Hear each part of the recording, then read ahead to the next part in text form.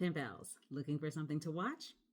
If you like POV style projects, aka the Rashomon Effect, where we recount the exact same events, but from a different, usually contradictory point of view, leaving us in a place to never know the truth, you need to check out these projects. First up, The Girlfriend, which is streaming on Prime Video. The Girlfriend was adapted for TV by Gabby Asher and Naomi Sheldon from the novel of the same name by Michelle Francis. And it's starring Robin Wright, which is always going to be a yes for me. I've been a fan from the beginning, Forrest Gump, and doubled down on House of Cards. Plus, she directed a few of the episodes. So this film is about boy moms. If you have been following any of the social media discussion, boy moms are the types of moms who consider their sons their husbands. And they have so much control over their lives that they try to keep them from partnering with a woman who might take their place.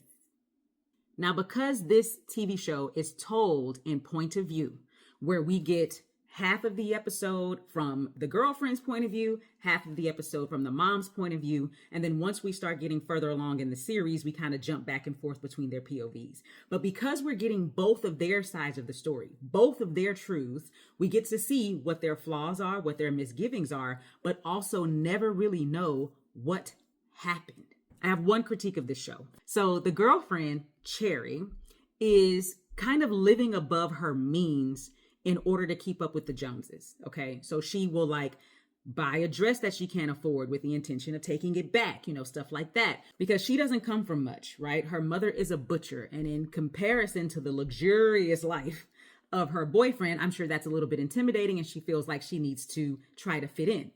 However, Cherry is a real estate agent, and when we first meet her, we learn that she is the top selling real estate agent in her firm because she's complaining about why she got looked over for a promotion.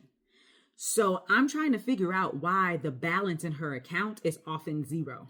What you doing with those commissions, girl? The second POV project I just happened upon. I don't often scroll through Apple TV because for me, they kind of lack a brand. Like Prestige, okay, sure, but will it be good? Will it be bad? Shrug, we don't know.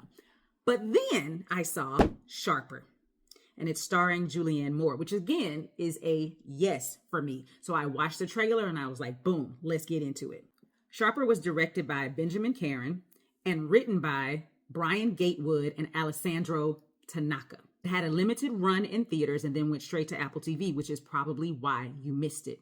Rotten Tomatoes gave it a 68%, which means it wasn't well received by many, but I think I know why. It's a slow burn because the way they decide to do their POV style is to give you a full arc for one character at a time, which means you're getting 20 minutes or more of a sequence of just one character. You literally get them one block at a time for 3 characters until we get to the end and we go back to like our God point of view, which is how we tell most films. But if you stick around, you'll realize that when we tell the POV of one character, we're kind of picking up from that last moment to see how they got there, which gives us more context of this tangled web they are weaving because it is tangled.